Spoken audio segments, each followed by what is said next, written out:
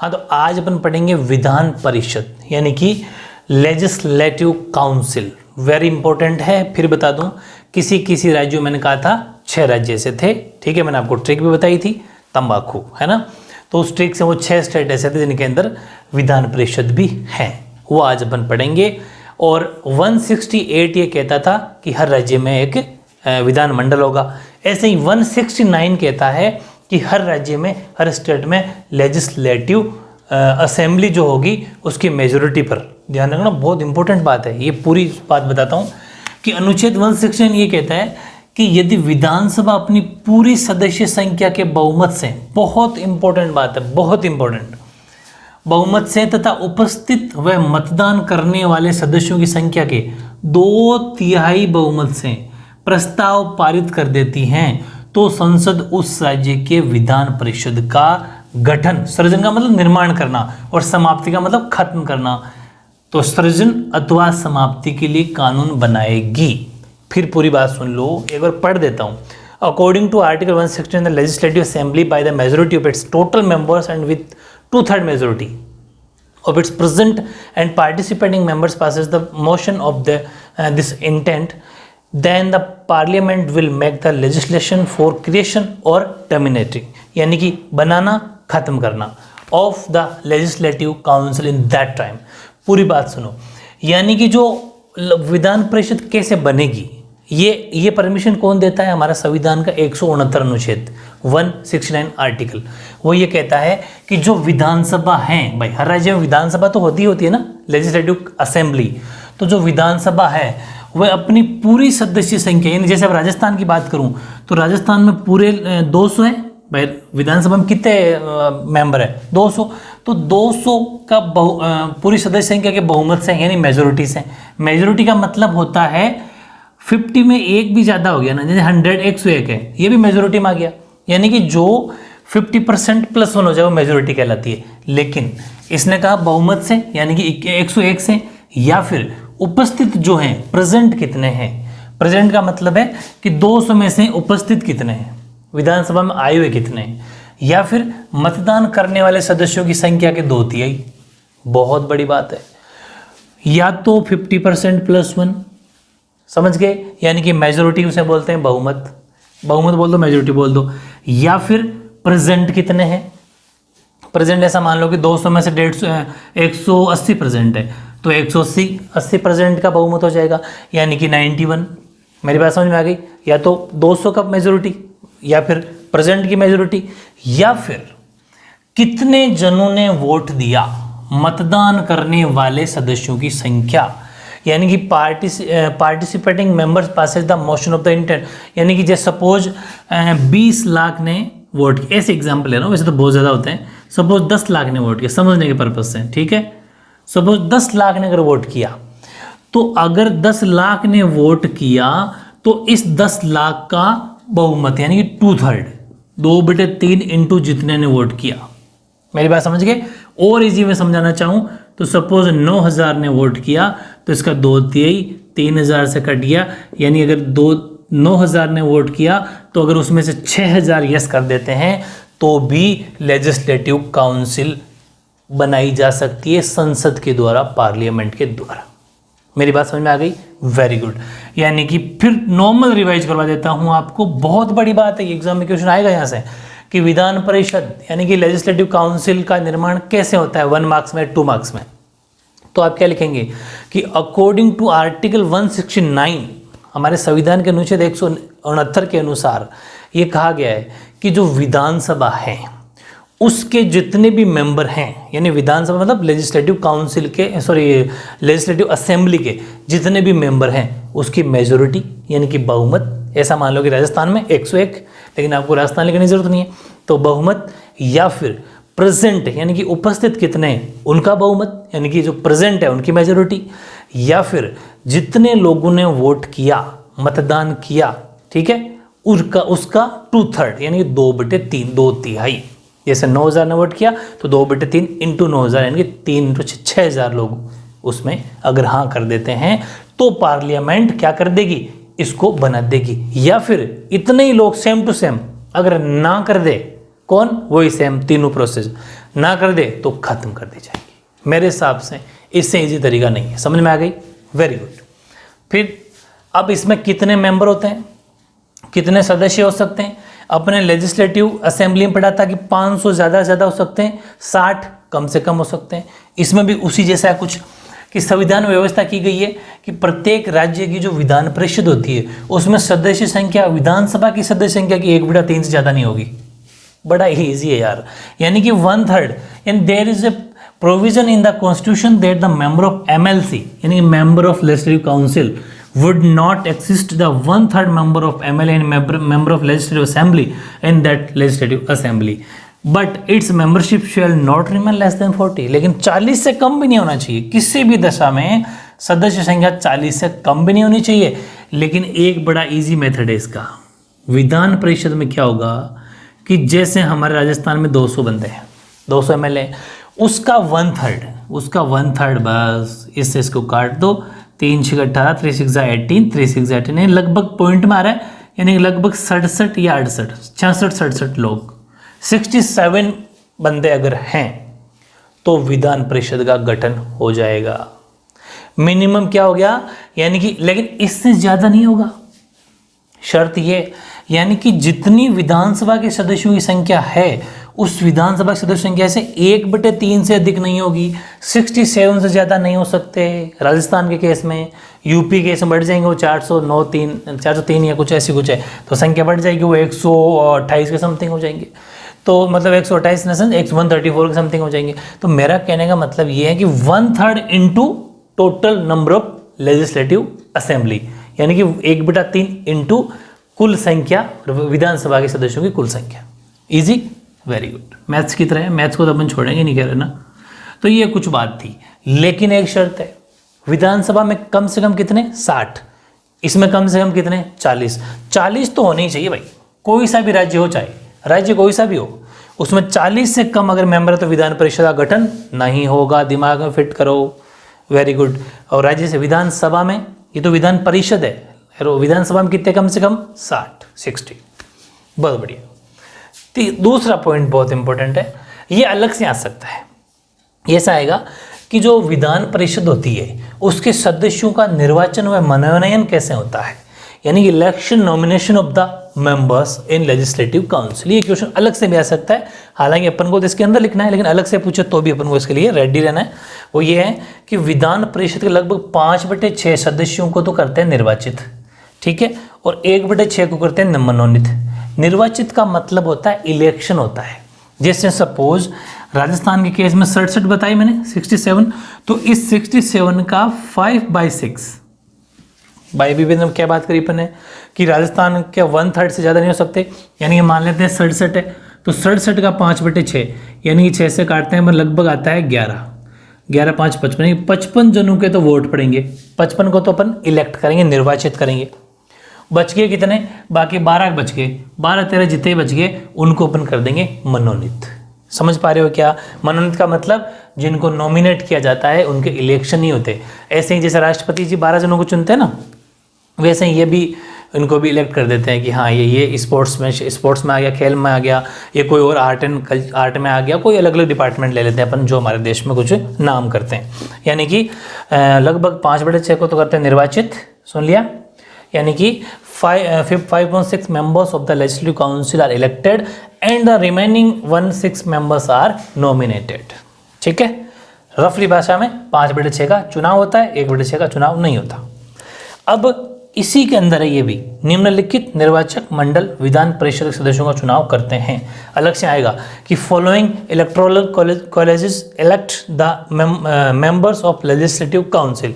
ये जो लाइन लिखी है ना मैंने, ये पूरी बहुत इंपॉर्टेंट है ये वाली बात।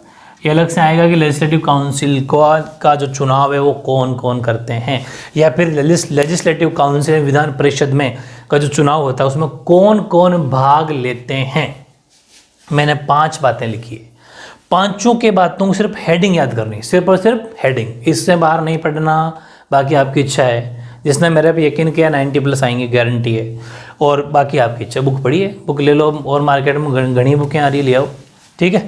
पहला, स्थानीय संस्थाओं का निर्वाचक मंडल, स्थानीय का मतलब होता है लोकल बॉडी, जहाँ जैसे अपन जयपुर में रहते हैं तो जयपुर की स्थानीय कौन सी होगी, जो नगर निगम वगैरह हो गए, नगर पालिकाएं हो गई, जिला परिषद, डिस्ट्रिक्ट काउंसिल हो गया, ये सब ऐसे ही लिख दिया मैंने, नगर पालिका, जिला परिषद इसके अंदर, तो बाकी जरूरत नहीं थी, वैसे हेडिंग भी बहुत है। स्थानीय संस्थाओं का निर्वाचक मंडल, दूसरा विधानसभा का निर्वाचक मंडल, तीसरा स्नातकों का निर्वाचक मंडल, सब बताऊंगा एक एक बार, अभी रुको।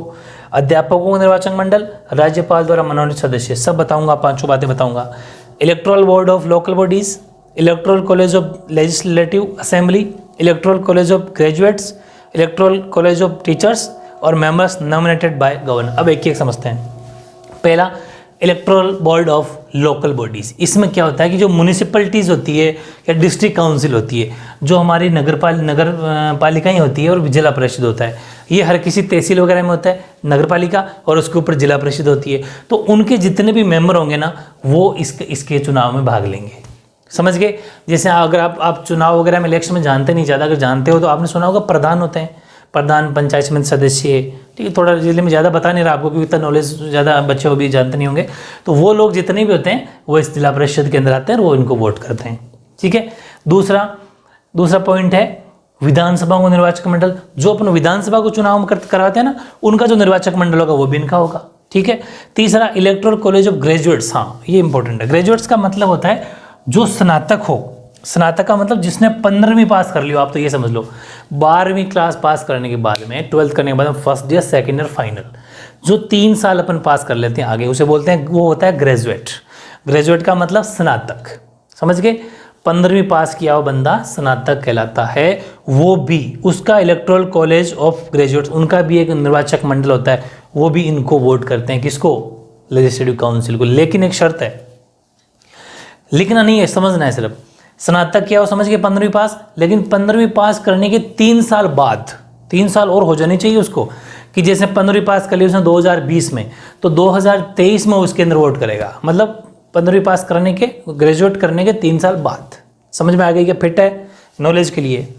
फिर electoral college of teachers, teachers कौन से, first grade, second grade, third grade, जितने भी टीचर होते हैं, ये टीचर्स का भी एक इलेक्टोरल, ये भी क्या करेंगे, वोट करेंगे। लेकिन जैसे आज टीचर बन गए, उन टीचर बनने के 3 साल बाद, समझ में, अभी टीचर तो 3 साल बाद मैं इसके अंदर क्या कर लूँगा, वोट दे सकता हूँ। तो बनने के 3 साल बाद, ग्रेजुएट होने के भी 3 साल बाद, तो दोनों याद रह जाएंगे, 3-3 साल बाद। हालांकि ये 3-3 साल बाद क्या करते हैं, 1/12 भाग, 1/12 भाग मेंबर्स को चुनते हैं लोग। लिखना नहीं है, ज़्यादा इंपॉर्टेंट है नहीं, इसके लिए बता रहा हूँ।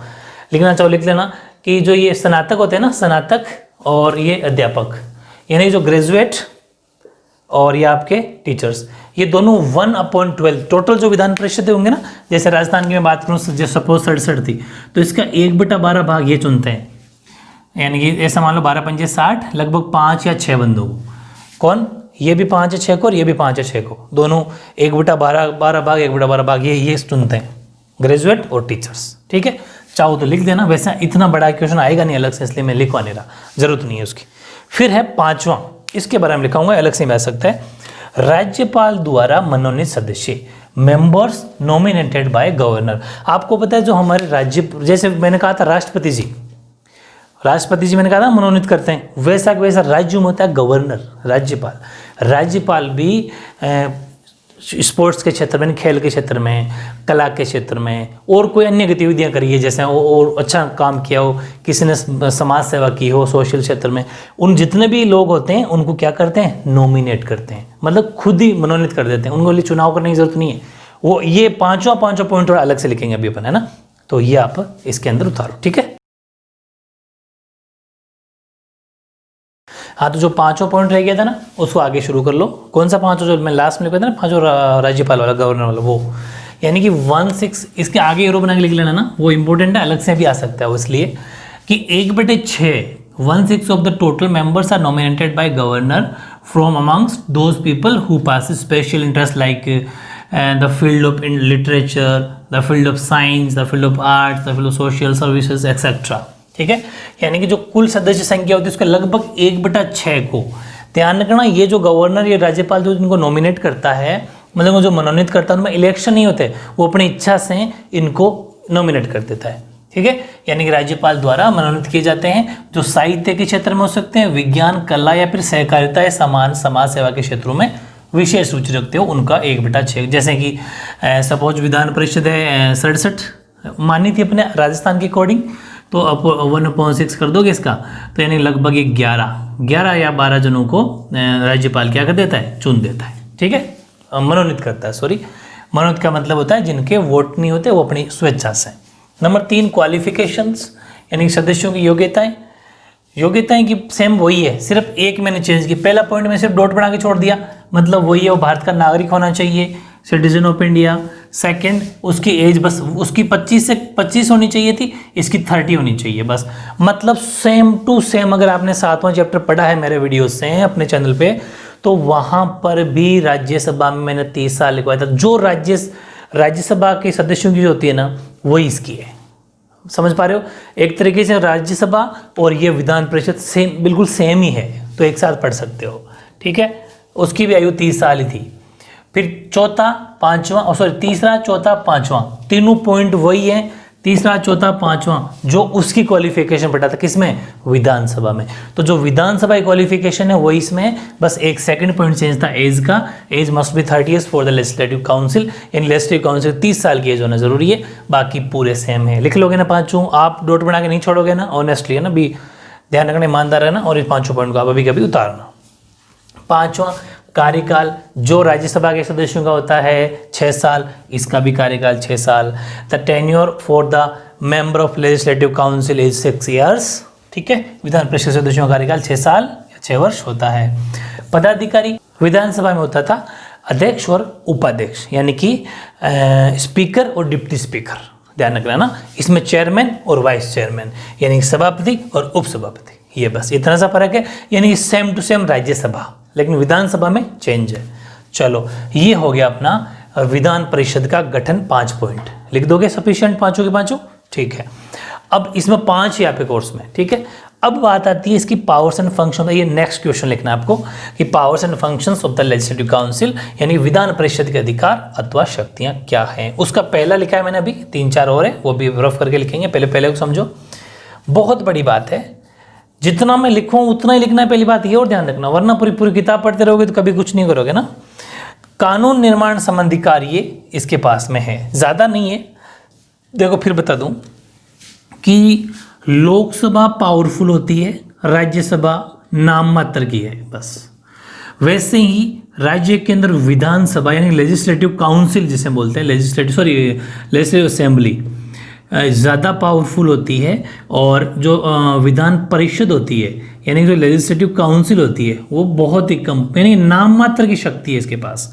जैसे इसके पास भी नाम मात्र की पावर है, इसके पास सारे काम ये देख रेख करती है, वैसा ही इसमें ये है। कैसे कि देख लो कि इसके पास कानून निर्माण संबंधी शक्ति तो है, लेकिन क्या धन विधेयक को छोड़कर, तो मेन तो धन विधेयक होता है, उसको छोड़कर अन्य विधेयक राज्य विधानमंडल के किसी भी सदन में प्रस्तावित किए जा सकते हैं। किसी का मतलब विधान परिषद में भी और विधान सभा में भी, तथा ये विधेयक दोनों सदनों के द्वारा स्वीकृत होने चाहिए। लेकिन पूरी बात सुनना, मेरी पूरी बात सुनना। Apart from the money bill the rest of bills can be moved in any of the house, मतलब इसका में थोड़ी बहुत पावर तो है, लेकिन सुनना कोई खास पावर नहीं है। Legislature and should get them approved by both the house. ठीक है, ये बात इसने कही कि दोनों सदनों में होना चाहिए, लेकिन अगर सुनो विधान परिषद को पसंद नहीं आया ना ये बिल, कि मुझे पसंद नहीं आ रहा, तो ये क्या करेगा, उस बिल को असमर्थ कर देगा, अस्वीकार कर देगा। ठीक है, अस्वीकार कर देगा तो बिल जाएगा वापस विधानसभा में। सुना मेरे, विधानसभा का मतलब लेजिस्लेटिव असेंबली के पास जाएगा, वो वापस थोड़ा चेंजेस करेगी, ये जो बात कहेगा उसकी मामूली चेंज करे तो, और करे ना करे वो भी कोई गारंटी नहीं है। करा और इसके पास फिर भेजा, इसने फिर भी स्वीकार कर दिया कि नहीं मुझे भी पसंद नहीं है, तो कोई बात नहीं, 14 दिन के अंदर इसके पास टाइम मिलता है, दूसरी बार 14 डेज के अंदर ये वापस स्वीकार करता है तो कोई बात नहीं, वो ऑटोमेटिक बिल पास हो जाता है। तो ये वो राज्यसभा वाली ताकत है। राज्यसभा के पास विधान लोकसभा भेजता है, 14 एक बार वो स्वीकार कर देता है, लोकसभा वापस अपने कंट्रोल में ले लेता है उसको, चाहे तो 14 डेज का टाइम और मिलता है उसको, तो देख ले राज्यसभा को, तेरी मर्जी तो करना तो कर ले, वरना 14 डेज के बाद में स्वतः ही पास हो जाएगा। तो ये वही वाली बात है, कोई खास पावर है नहीं, लेकिन अपन को थोड़ी सी क्या आंसर जब पूछ ले तो लिखना पड़ता है। तो लॉ मेकिंग में लिख देना कि जो भी बिल होता है, कौन से मनी बिल को छोड़कर बाकी सभी बिल इसमें भी पास होते हैं। इसका मतलब थोड़ी बहुत पावर तो इसके पास में है। बाकी मैंने एक्चुअल बात आपको बता दी, समझ में आ गई। ये पहली पावर है, अभी और अपन पढ़ेंगे 2-3 पावर और है, ठीक है। ऐसे विधान परिषद की नेक्स्ट शक्ति, 3 शक्तियां इसके पास में। सेकंड है कार्यपालिका संबंधी शक्ति, ठीक है, या फिर कार्य। तो विधान परिषद के सदस्य जो होते हैं ना, वो मंत्री परिषद के सदस्य हो सकते हैं, ठीक है। मंत्री परिषद का मतलब cabinet. The numbers of legislative council can become the cabinet members, यानी कि जो मंत्रिमंडल होगा ना, विधानसभा जो मंत्री होंगे उनके ये भी मंत्री हो सकते हैं। विधान परिषद के भी विधानसभा के जो मंत्री बनेंगे ना, अपन बनाएंगे ना हमारे राज्य में, तो ये भी उसके हो सकते हैं। दूसरी बात, विधान परिषद प्रश्नों, प्रस्तावों तथा वाद विवाद के आधार पर मंत्री परिषद पर नियंत्रित कर सकती है। यानी कि जैसे कोई प्रश्न आ गए, ऐसे कोई क्वेश्चन आ गए, उन पर कोई प्रस्ताव आ गई, कोई या फिर कोई वाद विवाद हो गया, कंपटीशन हो गया एक दूसरे के, तो आधार पर मंत्री परिषद पर क्या नियंत्रण कर सकती है। जो मिनिस्टर, कैबिनेट और मिनिस्टर होगी, उस पर कंट्रोल कर सकती है कि नहीं नहीं ये प्रश्न सही नहीं है, ये प्रस्ताव सही नहीं है, फिर वाद विवाद किसका कौन गलत कौन सही है, इन पर वो क्या कर सकती, कंट्रोल कर सकती है। हालांकि मंत्री परिषद को खत्म नहीं कर सकती। तो मतलब है ना मामूली सी पावर, ठीक है, नियंत्रित कर सकती है, उसमें मतलब टोक सकती है, और तो कुछ कर नहीं सकती। यानी कि the legislative council can control the council of ministers on the grounds of questions, proposals, discussions and debates, बस उसमें कंट्रोल कर सकती है। और तीसरे, वित्त संबंधी, वित्त का मतलब पैसा टको से फाइनेंशियल। तो फाइनेंशियल पावर्स के ऊपर अगर बात करें तो विधानसभा जब किसी धन विधेयक को पारित कर सिफारिशों के लिए विधान परिषद के पास भेजती है, विधानसभा आपको पता है धन विधेयक को पास करती है, तो कुछ गड़बड़ रह जाती है, सिफारिश के लिए इसके पास भेजती है, किसके पास, विधान परिषद के, यानी कि लेजिस्लेटिव काउंसिल के पास भेजती है, लेजिस्लेटिव असेंबली मनी बिल को, ठीक है। तो ये क्या करेगा, ज़्यादा से ज़्यादा उसको 14 दिन तक रख सकता है, यानी कि 14 डेज तक धन विधेयक को अपने पास रख सकता है। कोई उसको गड़बड़ लगी तो ठीक करेगा, तो वो लोग विधानसभा वापस माने या ना माने वो तो कोई गारंटी है नहीं, लेकिन ये है कि 14 डेज तक रख सकता है। यानी कि after passing the money bill the legislative assembly send it to the council for its recommendation and them the council can refer it only for 14 days. वो पास रख सकता है 14 डेज के लिए, कुछ फेरबदल की मतलब उसको सजेस्ट कर सकता है, लेकिन वो उस पर डिपेंड करेगा विधानसभा पे कि विधानसभा इसकी बात माने या ना माने, लेकिन 14 डेज तक ये अपने पास रख सकता है। चलो, ये विधान परिषद अपना कंप्लीट टॉपिक। अब अपन बहुत इंपॉर्टेंट टॉपिक शुरू करेंगे आपकी जो इस बुक में है, सबसे इंपॉर्टेंट। देखो, स्टेट जो होता है, राज्य जो होता है, पूरी बात को सुनना, स्टेट यानी कि राज्य, और राज्य में सबसे बड़ा होगा राज्यपाल, ठीक है। कौन होगा, राज्यपाल। राज्यपाल का मतलब गवर्नर, ये पढ़ेंगे अपन। और उसके नीचे आते हैं फिर चीफ मिनिस्टर यानी कि मुख्यमंत्री, ठीक है। मुख्यमंत्री का मतलब चीफ मिनिस्टर। चीफ मिनिस्टर के बाद में अपन इस आपके कोर्स के अंदर जो पढ़ेंगे, मंत्री परिषद, ठीक है। मंत्री परिषद मतलब जितने भी मंत्रिमंडल है, जितने मंत्री होंगे, कैबिनेट ऑफ मिनिस्टर या फिर काउंसिल ऑफ मिनिस्टर, ठीक है, ये पढ़ेंगे। और लास्ट में अपन पढ़ लेंगे इनकी सबकी पावर। इनकी पावर्स तो तीनों की पढ़नी है। पावर्स का मतलब शक्तियाँ, शक्तियाँ पढ़ेंगे, ठीक है। और शक्तियों के बाद में फिर लास्ट टॉपिक बजाय आपका, जैसे अपने उसमें पढ़ा था सुप्रीम कोर्ट, इसमें पढ़ेंगे हाई कोर्ट, ठीक है। हाई कोर्ट का मतलब उच्च न्यायालय, और उसमें था उच्चतम न्यायालय या फिर सर्वोच्च न्यायालय, बस ये। और इसकी भी पावर और शक्तियाँ। तो ये कुछ 4 टॉपिक वेरी इंपॉर्टेंट आपके अब हैं, लाइन वाइज एक एक लेंगे। राज्यपाल, उसकी शक्तियाँ, मुख्यमंत्री, उसकी शक्तियाँ, मंत्रिपरिषद, उसकी शक्तियाँ यानी पावर्स, और हाई कोर्ट और उसकी शक्तियाँ वगैरह। तो ये चारों टॉपिक अपन को लेने हैं। कोशिश करूँगा अपन करेंगे राज्यपाल को इसी वीडियो के अंदर कंप्लीट कर लेंगे, बाकी इनको नेक्स्ट वीडियो में कंप्लीट करेंगे। बहुत इंपॉर्टेंट टॉपिक है, मेरे साथ के साथ आपको नोट्स बनाते हुए चलना है, ठीक है। हाँ, अब अपन वेरी इंपॉर्टेंट टॉपिक स्टार्ट करते हैं, गवर्नर, राज्यपाल। वेरी इंपॉर्टेंट है, बहुत सारी बातें आपकी बुक में क्या पुरानी बुक से तो अपडेट नहीं है, मैंने अपडेट कर दिया है। आप हर कहीं से वीडियो मत देखा करो। अगर और भी ज़्यादा आपको ऑथेंटिक चाहिए तो आप क्या करो, गवर्नमेंट वेबसाइट पे जाके चेक कर लिया करो, ठीक है। लेकिन मेरे पे यकीन मानिए, मैं बिल्कुल अप टू डेट करूँगा। कोई फिर फेरबदल या चेंजेज होता है तो फिर उसका वीडियो बना दूंगा, ठीक है। हर किसी पे यकीन मत किया करो। क्वेश्चन है गवर्नर यानी कि राज्यपाल। तो राज्य का वैधानिक प्रधान होता है the constitutional head of the state, ये भी अलग से इसी का नाम है, तो मैंने लिख दिया राज्य का वैधानिक प्रधान यानी कि the constitutional head of the state, ठीक है। चलो, ये इसका दूसरा नाम था, बाकी कोई बड़ी बात नहीं।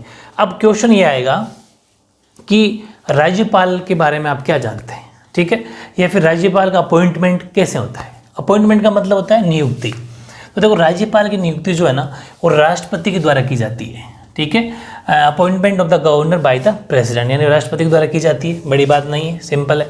5 साल के लिए की जाती है, अब मतलब उसकी नियुक्ति वो 5 वर्ष के लिए की जाएगी, लेकिन वह अपने उत्तराधिकारी के पद ग्रहण करने तक अपने पद पर बना रह सकता है। यानी कि जो उसका नेक्स्ट सक्सेसर, यानी कि ऐसा मान लो कि जैसे कोई नया राज्यपाल जब तक और नहीं आ जाता, होता तो 5 साल के लिए, लेकिन जब तक नया राज्यपाल नहीं आता, गवर्नर नहीं आ पाता, तब तक वो उसी पद पर रहेगा। मतलब 5 साल की कोई गारंटी नहीं हो सकता जब तक नया राज्यपाल नहीं आए, 6 साल तक भी रह जाए, 5.5 साल तक भी रह जाए, 5.25 साल तक भी रह जाए, ठीक है।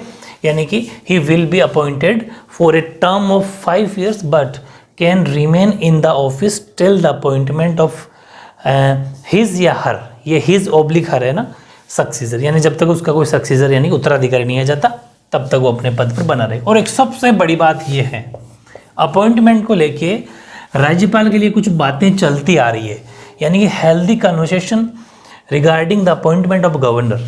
क्वेश्चन ध्यान सुना, मेरी हेडिंग ध्यान से, राज्यपाल की नियुक्ति के संबंध में स्वस्थ परंपराएं, स्वस्थ मतलब सच्ची परंपराएं, ट्रू, जो बात फैक्ट है, सही है, दोनों बातें वेरी इंपॉर्टेंट, ध्यान रखना। मैं आपको कुछ नॉलेज करवा दूं, हमारे राजस्थान के जो राज्यपाल है, गवर्नर है, वो अभी फिलहाल प्रेजेंट में कलराज मिश्र है। क्या नाम है उनका? कलराज मिश्र।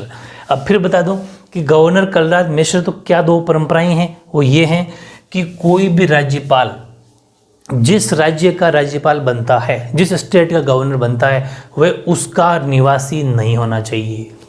ये परंपरा बिल्कुल सही है।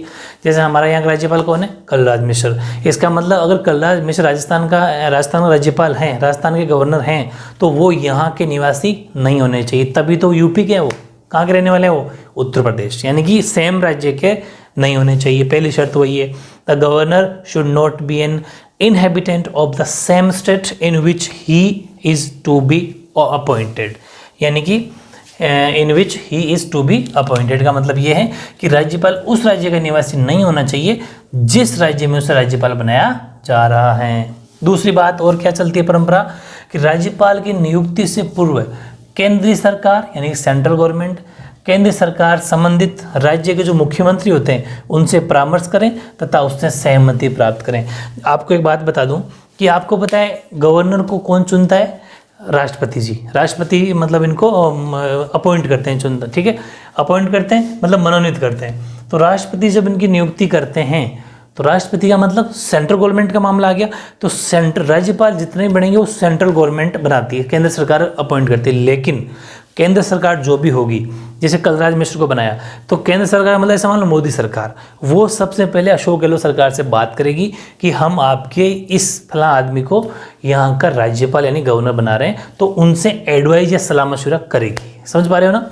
ध्यान रखना, before the appointment of governor, यानी गवर्नर का अपॉइंटमेंट करने से पहले the central government should have consultation मतलब बातचीत with the chief minister of that state to get is consent, मतलब उसके ऊपर कंसेंट पे बात करेगी। उस पर कंसेंट का मतलब बातचीत करना, उस पर सलाह मशवरा करना, एडवाइस देना कि हम ये आपके राज्य का, आपके स्टेट को इसको गवर्नर बना रहे हैं, ठीक है, ओके। फिर राज्यपाल की योग्यताएं क्या होनी चाहिए, क्वालिफिकेशन, तो वैसे तो वही योग्यताएं हैं 4-5, लेकिन 2 तो ज़रूरी हैं।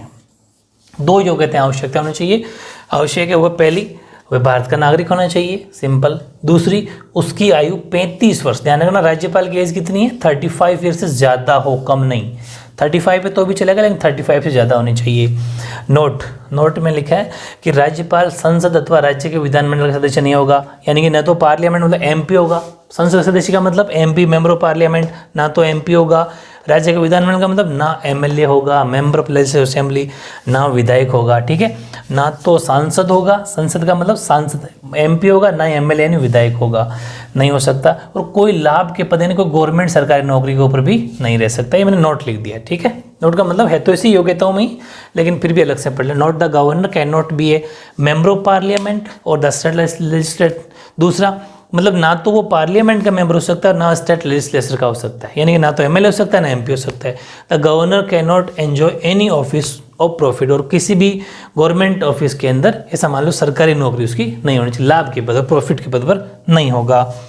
फिर है वेतन और भत्ते, यानी कि पेड अलाउंसेस, ये जो अलाउंसेस की मैं बात कर रहा हूँ ना, वापस ध्यान रखना कि उनको आपकी बुक में 1,10,000 रुपये लिखे हुए हैं, लेकिन नहीं, अब इनके राज्यपाल के तनख्वाह मंथली जो सैलरी वो बढ़ गई है, 3,50,000 रुपये मिलते हैं मंथली, यानी कि मासिक 3.5 लाख रुपये इनको मिलते हैं।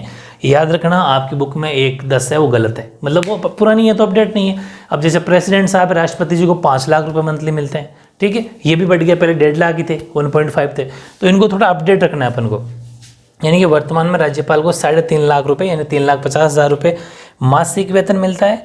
और इसके बाद में उनके पास निःशुल्क निवास स्थान यानी कि रहने की जगह जो बंगला मिलता है वो मिलता है, भत्ते मिलते हैं, अन्य सब सुविधाएं प्राप्त होगी जिन्हें संसद कानून के द्वारा निर्धारित करे। यानी कि जो हमारी पार्लियामेंट है ना, वो संसद जो भी कानून बना के निर्धारित करेगी कि ये राष्ट्रपति जी को फ्री में देना चाहिए, वो सब फ्री मिलता है। क्वार्टर फ्री है, ठीक है, वेतन भत्ते फ्री हैं, अन्य सब सुविधाएं फ्री, जैसे इनकी सिक्योरिटी वगैरह सब फ्री है, ठीक है। यानी कि 3.5 लाख के अलावा है, ठीक है ना। हाँ, apart from that gets free accommodation allowances and all other facilities which are allocated, ध्यान रखना, अलोकेटेड किससे, by the parliament according to the law, यानी कि पार्लियामेंट के लॉ के अकॉर्डिंग, नियमों के अनुसार। तो ये राज्यपाल हैं जिनकी कुछ खास बातें थी। आपसे अगर राज्यपाल के बारे में 3 नंबर में अगर पूछो तो ये सारी बातें आपको गवर्नर या राज्यपाल के बारे में लिख के आना है, वेरी इंपॉर्टेंट बात है। अब मैं कुछ इनकी नेक्स्ट लेता हूँ राज्यपाल संबंधित, तो वो है functions and powers of governor, यानी कि राज्यपाल की शक्तियां और कार्य लिखिए। एग्जाम में अगर ऐसा आए तो आपको लिखना है। मैं देखो कैसे नोट्स बना रहा हूँ, बहुत तगड़ी मेहनत कर रहा हूँ आपके लिए, बहुत ही अच्छी मेहनत कर रहा हूँ, वैसे ही आपको बनाना है और ऐसे पॉइंट टू पॉइंट लिखना है। बच्चे क्या करते हैं, इसको पैराग्राफ की तरह लिखते हैं। पैराग्राफ की तरह लिखोगे, जैसे अदर कई चैनल्स हैं, कई वीडियो देख रहे होंगे आप, मुझे नहीं पता उनका, वैसे देखोगे फिर पैराग्राफ की टाइप लिखोगे, मार्क्स नहीं मिलेंगे। पॉइंट में लिखना है SST के नोट्स हमेशा। दूसरी बात, मैंने इसको एक स्टार्टिंग में नोट लिखा है, ठीक है, यहाँ पर एक नोट लिखा है। ये नोट आप चाहो तो याद कर लेना, लेकिन मेरी आदत है तो डीपली स्टडी कराने की। तो 1 मार्क्स में यह क्वेश्चन अगर आता है तो इसको कुछ इंटेलिजेंट बच्चे इसको अलग से याद कर सकते हैं। देखो, अगर आप आगे बड़े होके कॉम्पिटिटिव एग्जाम की तैयारी करोगे, RSIS की तैयारी करोगे, तो ये लैंग्वेज थोड़ी बहुत इफेक्टिव होती है। जैसे ऐसे 1-2 साइंटिस्ट की, मतलब सॉरी, ऐसे राजनीति के किसी का नाम लिखना, जैसे दुर्गादास बसु है, तो दुर्गादास बसु की बहुत अच्छी बुक्स पढ़ोगे आप बड़े होके पॉलिटिकल साइंस की, तो वो उन्होंने एक बात कही थी, किनके बारे में, राज्यपाल की शक्ति के बारे में, गवर्नर की पावर्स के बारे में। उन्होंने क्या कहा था, उन्होंने ये कहा था दुर्गादास बसु ने कि थोड़े में राज्यपाल की शक्तियां राष्ट्रपति की समान है, सिर्फ कूटनीतिक, सैनिक तथा संकटकालीन अधिकारों को छोड़कर। यानी कि अगर 3 शक्तियों पर छोड़ दें, कूटनीतिक, सैनिक और संकटकालीन, बाकी सारी की सारी पावर्स राज्यपाल की राष्ट्रपति जी की तरह ही है। मतलब कि in the words of Durgadas Basu, in a slight way of powers of governor are similar to the president except for the diplomatic, military and emergency situation. इनको छोड़ दें तो सेम टू सेम राष्ट्रपति यानी प्रेसिडेंट जैसी है। तो यहाँ से ये जो बात लिखी है ना मैंने, ये आपकी बुक में ही लिखी हुई है। ओरिजिनल बुक की बात कर रहा हूँ मैं, प्राइवेट बुक की बात नहीं कर रहा। तो ओरिजिनल बुक में ये बात अगर लिखी हुई थी, ये 1 मार्क्स में अगर आ जाए तो आपको फिर छोड़ दोगे, छोड़ नहीं सकते ना अपन। लाइनें वही है, सिंपल वे में आप ये लिखना, एग्जाम में क्वेश्चन आ जाए कि राष्ट्रपति जी, सॉरी, राज्यपाल की जो शक्तियाँ हैं, मतलब जो पावर्स ऑफ गवर्नर हैं, उनके बारे में दुर्गादास बसु ने क्या कहा। अब आप ये पढ़ो नहीं तो फिर सोचो यार ये कहाँ से बात आ गई। इसलिए मैं कहीं गुंजाइश नहीं छोड़ूंगा आपके लिए। तो ये 1 मार्क्स का क्वेश्चन वहाँ पर आप लिख के आ सकते हो कि उन्होंने ये कहा कि वैसे लगभग राज्यपाल की शक्तियाँ यानी कि जो पावर्स ऑफ गवर्नर हैं वो सेम टू सेम राष्ट्रपति यानी प्रेसिडेंट जैसी है, बस 2-3 को छोड़, डिप्लोमेटिक, मिलिट्री और उनकी इमरजेंसी पावर सिचुएशन को अगर छोड़ दें अपन, बाकी सारी सेम है। याद हो गया? चलो, ये तो अलग चीज़ लिखनी है ना, ब्रैकेट वाली चीज़ है ना, इसका आंसर भले लिख देना। आपके इफेक्टिव लिखना चाहते हो तो उन्हें नहीं भी लिखोगे तो चलेगा। स्टार्ट होता है आंसर यहाँ से, फंक्शन पावर्स का आंसर कहाँ से स्टार्ट होता है, यहाँ से। पहली शक्ति कौन सी है, वही सेम कार्यपालिका शक्ति, एग्जीक्यूटिव पावर्स। अब इसकी मैं एक खास बात और बता दूं, मैं कैसे लिखवा रहा हूँ। 5 पॉइंट लिखे हैं मैंने, ये 5 पॉइंट इसके आंसर में भी काम आ जाएंगे और अलग से 2 मार्क्स में पूछे तो भी ये 5 पॉइंट लिख देना। मतलब ऐसा आंसर लेके चल रहे हैं कि वो थोड़ा अलग से भी पूछे तो भी लिख दें, क्योंकि ये इंपॉर्टेंट है। राज्यपाल की शक्तियाँ बहुत इंपॉर्टेंट है, पावर ऑफ गवर्नर। अच्छा अब सुनो, अगर एक क्वेश्चन एक साथ आ जाए तो पावर 5-6 पावर इसके पास, तो बड़ा आंसर बन जाएगा 3 नंबर में आए तो फिर आप इन पॉइंट में से 1-2 पॉइंट कम कर सकते हो। मेरी बात समझ गई? अगर ये पूरा एक साल लिखते हो तो 1-2 पॉइंट कम कर सकते हो, लेकिन ये अकेला सिर्फ एग्जीक्यूटिव पावर पूछे, यानी कार्यपालिका शक्ति पूछे 2 नंबर में, तो फिर पॉइंट कम मत करना। मेरी बात समझ में आ गई? गुड। पहला है कार्यपालिका शक्तियां। राज्यपाल की कार्यपालिका शक्तियां राज्यपाल में निहित है। ठीक है, पहला क्वेश्चन यहीं पर एक क्वेश्चन बनता है। ये क्वेश्चन आ सकता है 1 मार्क्स में। The executive powers of the state are vested with governor, यानी कि ऐसा आएगा कि राज्य की यानी स्टेट की कार्यपालिका शक्तियां यानी एग्जीक्यूटिव पावर किस में निहित होती है, फिर किस में होती है? आपका आंसर होगा गवर्नर यानी कि राज्यपाल। समझ गए क्या? ओके, ध्यान रखना, कार्यपालिका शक्ति राज्यपाल में निहित होती है। 1 मार्क्स का क्वेश्चन आ गया, ध्यान रख लेना। सेकंड पॉइंट, वह मुख्य अब कार्यपालिका शक्ति में लोग क्या क्या पावर उसके पास, वह मुख्यमंत्री की नियुक्ति करता है यानी चीफ मिनिस्टर को अपॉइंट करता है। He appoints the chief minister and the other ministers on the advice of chief minister. Same to same वही है, उसके परामर्श मान्य मंत्रियों की, जो लोकसभा में अपन पढ़ते हैं प्रधानमंत्री जी, यानी कि राष्ट्रपति क्या करता है? राष्ट्रपति प्रधानमंत्री को नियुक्त करता है। याद करो 6ठे चैप्टर में, राष्ट्रपति प्रधानमंत्री को नियुक्त करता है। फिर प्रधानमंत्री की सहमति से advice of prime minister other minister other मंत्रियों को इलेक्ट करता है, नॉमिनेट अपॉइंट करता है। ठीक है, वैसे ही अपने वहाँ पर पढ़ा था यूपीएससी जो आईएएस के एग्जाम करवाती है। यूपीएससी के जितने भी अध्यक्ष होंगे उनको राष्ट्रपति जी करते थे। राजस्थान में होती है आरपीएससी जो आरएएस के एग्जाम करवाती है, आरएएस राजस्थान एडमिनिस्ट्रेटिव सर्विस की। तो राज्य लोक सेवा आयोग बोलते हैं उसको आरपीएससी। ठीक है, राज्य लोक सेवा आयोग का मतलब ये हो गया स्टेट पब्लिक सर्विस कमीशन या फिर Rajasthan public service commission RPSC. ठीक है, ओके, तो वो होती है Indian public service commission IAS का जो एग्जाम करवाती है। यूपीएससी सॉरी वो होती है यूनाइटेड। ठीक है, यूनियन बोल सकते हो, यूनाइटेड बोल सकते हो, लेकिन अभी अपन बात करें स्टेट की। मैं कंपेयर क्यों करवा रहा हूँ? ताकि राष्ट्रपति जी और राज्यपाल एक साथ याद हो जाए। वहाँ पर आप यूपीएससी, यहाँ पर आरपीएससी, क्योंकि राजस्थान में राजस्थान वाली होगी स्टेट वाली। ठीक है, तो राज्य लोक सेवा आयोग के अध्यक्ष और सदस्यों की नियुक्ति करता है ये। ठीक है, he appoint the chairman and the members of the state public service commission. फिर वह मंत्रियों के बीच में कार्यों का विभाजन करता है। He divides the work among the minister, यानी मिनिस्टर के बीच में कौन सा किसको क्या काम देना है उनके बीच में कार्य विभाजन करता है। वर्क का जो डिवाइडेशन करता है राज्यपाल। हाँ, करता एडवाइस चीफ मिनिस्टर की रहती है, मुख्यमंत्री रहती है, लेकिन फिर भी करता खुद है, इनके नाम से होता है। फिर राज्यपाल मंत्रिपरिषद के सदस्यों को पद एवं गोपनीयता की शपथ दिलाता है, उनके त्याग पत्र स्वीकार करता है और उन्हें मुख्यमंत्री सहित पद विमुक्त भी कर सकता है। बड़ी पावर है, समझाता हूँ।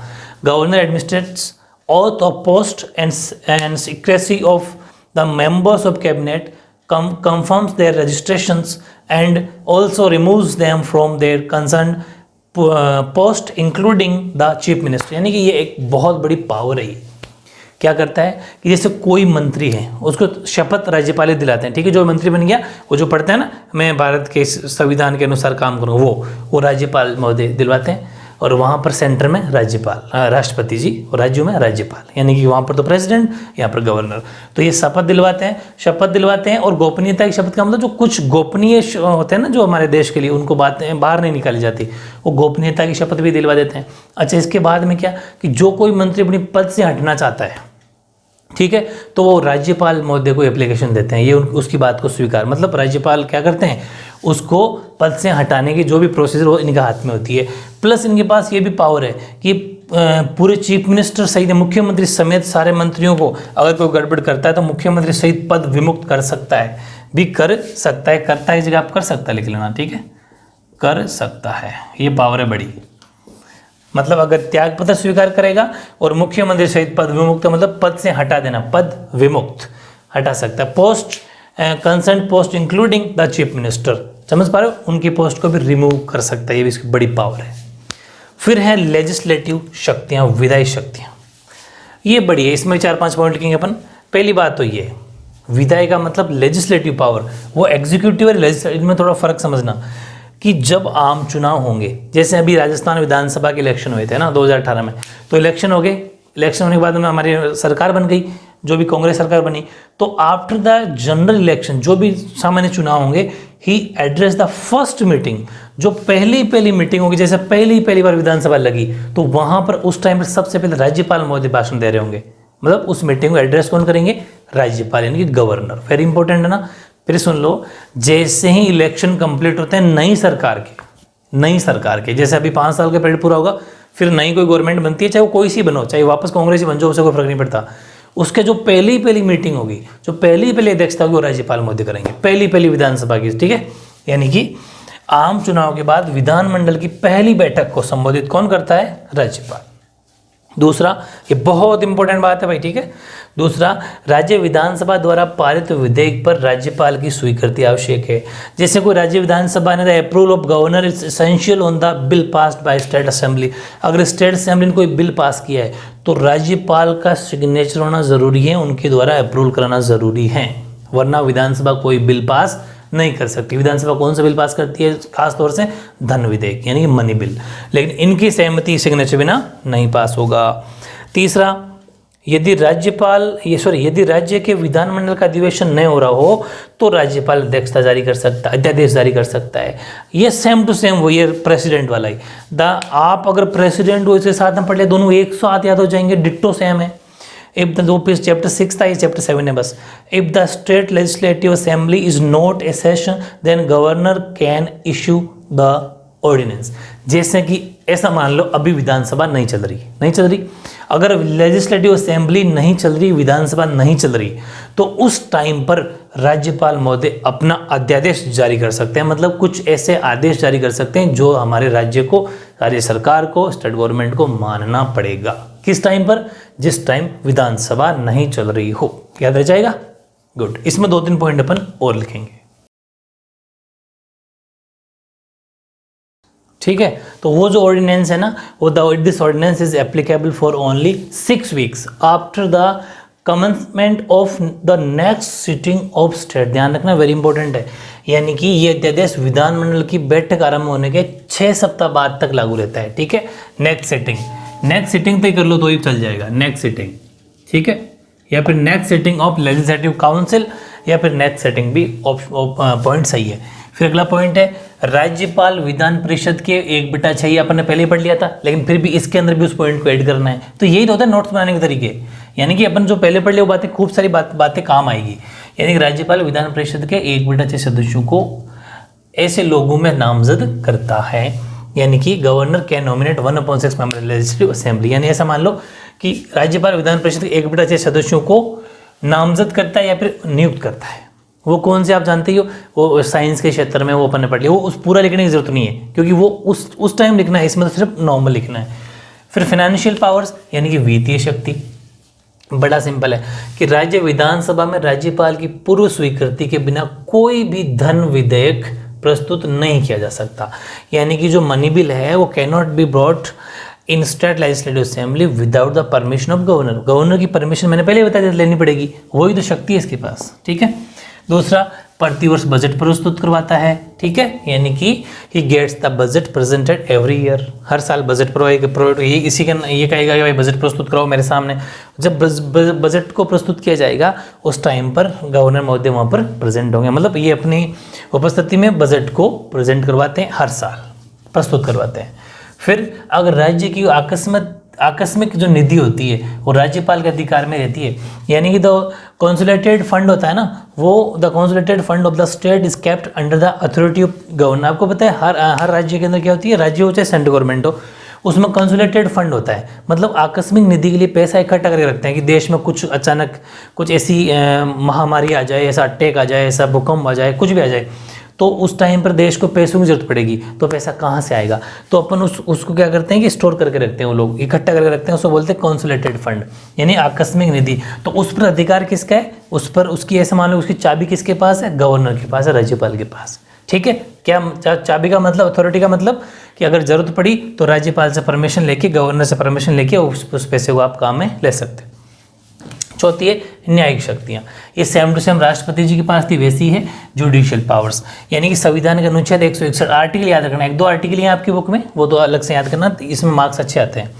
संविधान के अनुच्छेद 161 के अनुसार जिन विषयों पर राज्य की कार्यपालिका शक्ति का विस्तार होता है, ध्यान रखना कि 161 ये कहता है कि जिन विषयों पर, जिन सब्जेक्ट पर जो कार्यपालिका शक्ति होती है यानी जो एग्जीक्यूटिव पावर होती है, अगर उसके बारे में कोई विषय हो और उन विषयों संबंधी किसी विधि के विरुद्ध कोई अपराध करने वाले व्यक्तियों को दंड का राज्यपाल कम कर सकता है, स्थगित कर सकता है, बदल सकता है, क्षमा प्रदान कर सकता है। ये वही तो है, राष्ट्रपति जी क्या कर सकते हैं, किसी भी जो अगर किसी ने राज्य की जो पनिशमेंट है, देखो ये दोनों, द गवर्नर कैन रिड्यूस या पोस्टपोन या फिर चेंज द पनिशमेंट और इवन फॉरगिव मतलब माफ भी कर सकता है people who have committed a crime against law related to subject on which the legislative power, यानी लेजिस्लेटिव पावर के अगर ऑपोजिट में कोई काम हो रहा है, ऐसा कोई कानून उल्लंघन वाला काम कर रहा है, तो राष्ट्रपति जी उस टाइम पर क्या करेंगे, उसको उसके पनिशमेंट को बदल सकते हैं, कम कर सकते हैं या फिर थोड़ा बहुत माफ भी कर सकते हैं। Power of state extend in accordance with the article 161 of the constitution. जरूर याद रख लेना ना, थोड़ा बड़ा जरूर, लेकिन ये याद करना पड़ेगा। इसको आप थोड़ा शॉर्ट कर सकते हो।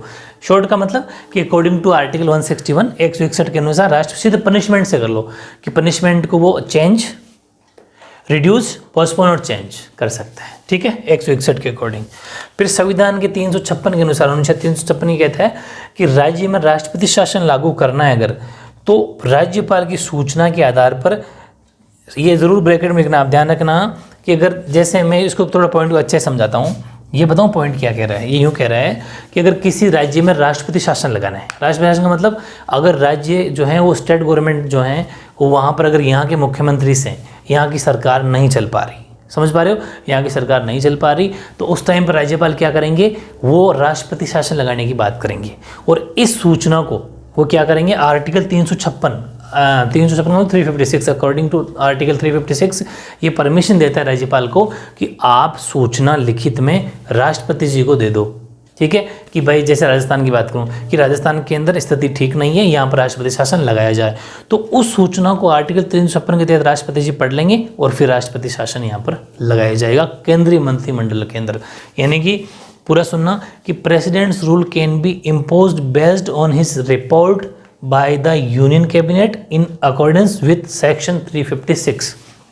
फिर जो यूनियन कैबिनेट है ना भाई, मंत्रिमंडल तो करेगा काम, राष्ट्रपति जी तो क्या सिर्फ सिग्नेचर करते हैं, वो तो मैंने आपको उस टाइम बताया था जब राष्ट्रपति पढ़ाया था। तो संविधान के अनुच्छेद 356 के अंतर्गत और फिर ब्रैकेट में राज्यपाल की सूचना के आधार पर राज्य में राष्ट्रपति शासन लागू करने की सिफारिश केंद्रीय मंत्रिमंडल द्वारा की जा सकती है। लेकिन राष्ट्रपति क्या करेगा, सूचना देगा तब, और अनुच्छेद लिखना मत भूलना, ठीक है। फिर एक बहुत बड़ी बात है जो हर कॉम्पिटिटिव एग्जाम में यहाँ से क्वेश्चन आता है बहुत बार, हर बार, यानी कि being the chancellor of the state governor can appoint और remove the vice chancellor of the universities in his state except for the central universities. यानी कि राज्य का जो राज्यपाल होता है ना, वो राज्यपाल राज्य में कुलाधिपति होता है, ठीक है, यानी चांसलर होता है। इसलिए वो क्या करता है, जो केंद्रीय विश्वविद्यालय होते हैं वो उनको तो छोड़कर, क्योंकि वहाँ केंद्रीय विश्वविद्यालय में कौन चुनता है, राष्ट्रपति जी, वापस जो ना एक्सेप्ट द सेंट्रल यूनिवर्सिटीज, जो केंद्रीय विश्वविद्यालय होते हैं यानी जो सेंट्रल गवर्नमेंट के अंडर में आते हैं। ऐसा एक बात बताऊँ आपको, जैसे एक तो नॉर्मल स्कूल होता है जो राजस्थान के अंदर चलता है, एक होता है केंद्रीय विद्यालय, सुना होगा आपने केंद्रीय विद्यालय। तो केंद्रीय विद्यालय में केंद्र सरकार की पावर चलती है, वहाँ के जो टीचर होते हैं ना वो सेंट्रल गवर्नमेंट के अंदर आते हैं, तो समझना मेरी बात। वैसे भी केंद्रीय विद्यालय होते हैं ना, वैसे केंद्रीय विश्वविद्यालय भी होते हैं। विश्वविद्यालय मतलब यूनिवर्सिटीज़, मतलब कॉलेज यूनिवर्सिटी होती है ना, उनको बोलते हैं। तो सेंट्रल यूनिवर्सिटीज जो होती है ना, उनके कुलाधिपति जो होते हैं, यानी उनके जो चांसलर होते हैं, उनको तो राष्ट्रपति सिलेक्ट करते हैं, मतलब वो चुनते हैं। और यहाँ पर क्या होगा कि जो जैसे राजस्थान है, तो उनके जो विश्वविद्यालय होते हैं, ठीक है, उन विश्वविद्यालयों के कुलपतियों की नियुक्ति कौन करता है, राज्यपाल करता है। ध्यान रखना कि राज्यपाल राज्य में कुलाधिपति होता है, इसके नाते केंद्रीय विश्वविद्यालयों को छोड़कर राज्य के जितने भी विश्वविद्यालय से राजस्थान विश्वविद्यालय हैं, जोधपुर विश्वविद्यालय हैं, बीकानेर विश्वविद्यालय, सारे विश्वविद्यालय जितने भी हैं, इनके कुलपतियों की नियुक्ति करता है कौन, राज्यपाल। उन्हें हटा भी सकता है। ये बात समझ में आ गई। ये विश्वविद्यालय कौन से होंगे, जो राजस्थान सरकार के अंडर में आते हैं। प्राइवेट विश्वविद्यालय तो बहुत सारे होते हैं, प्राइवेट यूनिवर्सिटी कोई नहीं देखता, वहाँ पर नहीं जाएंगे राज्यपाल महोदय। जैसे हमारे राजस्थान जयपुर के अंदर कौन सा, राजस्थान विश्वविद्यालय, राजस्थान यूनिवर्सिटी, तो वहाँ का जो चांसलर और वाइस चांसलर होंगे उनको अपॉइंट करेंगे कौन, राज्य के राज्यपाल यानी कि गवर्नर। ठीक है, तो ये इस तरीके से शक्तियाँ 4 पूरी हो गई। अब 5वीं लास्ट शक्ति है मिसनलिस पावर्स, यानी विविध शक्तियाँ होती है, एक्स्ट्रा पावर्स है। 4-5 पॉइंट उसके भी लिख लेते हैं, फिर राज्यपाल महोदय फिनिश, उनका काम कंप्लीट। तो लास्ट 5वीं पावर है मिसलेनियस पावर्स, यानी कि विविध शक्तियाँ। 2-4 पॉइंट लिख लेना, वैसे तो ज़्यादा इंपॉर्टेंट नहीं है 4-5, लेकिन अब बड़ा क्वेश्चन आ जाए तो 5 की 5 आपको लिखनी पड़ेगी, ठीक है। और वैसे अलग अलग भी पूछ सकता है। पहली है विशेष परिस्थिति में मुख्यमंत्री का चयन, समझाता हूँ। Selection of chief minister in special circumstance, ऐसी कंडीशन आ जाए कि जहाँ पर अब राज्यपाल शासन लगाना पड़ेगा और ऐसी कंडीशन आ गई कि अब इस सरकार तो ये चलेगी नहीं, तो वहाँ पर, या फिर ऐसी कंडीशन आ जाए कि मुख्यमंत्री चुनाव करने में लड़ाई हो रही है आपस में। जैसे अभी राजस्थान सरकार में थोड़े दिन पहले बड़ा एक तरीके से घमासान हुआ, चीफ मिनिस्टर और वाइस चीफ में सचिन पायलट के और अशोक गहलोत के बीच में, आपको बताइए। तो उसमें क्या हुआ था कि अशोक गहलोत सरकार काफ़ी डिस्टर्बेंस रहा, उसके बाद में मामला जम गया कि अशोक गहलोत तो मुख्यमंत्री रह गए। लेकिन ऐसी अगर कंडीशन और ज़्यादा बढ़ती जाए कि सोल्यूशन निकले ही नहीं, तो फिर ऐसी कंडीशन में जो राज्यपाल मोदी क्या करेंगे, वो अपनी इच्छा से दोनों में से, जैसे अगर सचिन पायलट और अशोक गहलोत का मामला और ज़्यादा बढ़ जाता, तो फिर राज्यपाल क्या कर, दोनों में से किसी एक को चुन लेते कि ये मैं कह रहा हूँ ये होगा, तो उनकी बात को माना जाएगा। मेरी बात समझ में आ गई? यानी कि उससे बोलते हैं विशेष परिस्थिति, समझ पा रहे हो, स्पेशल सर्कमस्टांस। ओके। दूसरा, मंत्रिपरिषद को अपदस्थ करना, यानी कि to overthrow the council of ministers. अगर ऐसी कंडीशन आ गई तो राज्यपाल के पास इतनी पावर है कि पूरी मंत्रिपरिषद उखाड़ के फेंक सकता है, मतलब कि वो काउंसिल ऑफ मिनिस्टर को खत्म कर सकता है उनके, अगर ऐसी नौबत आ जाए तो, overthrow the council of ministers. तीसरा, विधानसभा का अधिवेशन बुलाना, ये तो आपको बताइए, तथा उसका सत्रावसान करना। मैंने बता दिया था कि अगर ऐसी विशेष कंडीशन आ गई जब विधानसभा नहीं चल रही, लेकिन राज्यपाल महोदय की जरूरत पड़ गई कि विधानसभा का सेशन बुलाना चाहिए, तो the Conway the session of legislative assembly, मतलब क्या कर सकते हैं, यानी कि सेशन को बुला सकते हैं और उसको खत्म भी कर सकते हैं।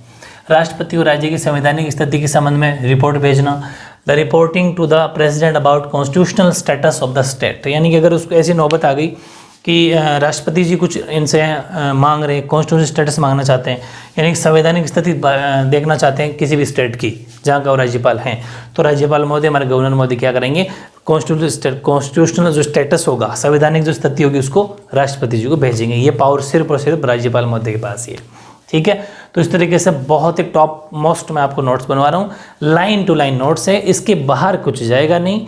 अच्छे से नोट्स बनाते रहो, लर्न करते रहो, एक साथ याद करते रहो, साथ के साथ ही बर्डन बना के मत छोड़ देना, लिख के मत छोड़ देना, फिर पूरे SST बाहर बन जाएगा। वरना बहुत इंटरेस्टिंग सब्जेक्ट है, नॉलेजेबल है, लाइफ में बहुत काम आती है पॉलिटी। नेक्स्ट में अपन CM यानी कि चीफ मिनिस्टर पढ़ेंगे, मुख्यमंत्री जी, ठीक है। जब तक आप पढ़ते रहो, ओके।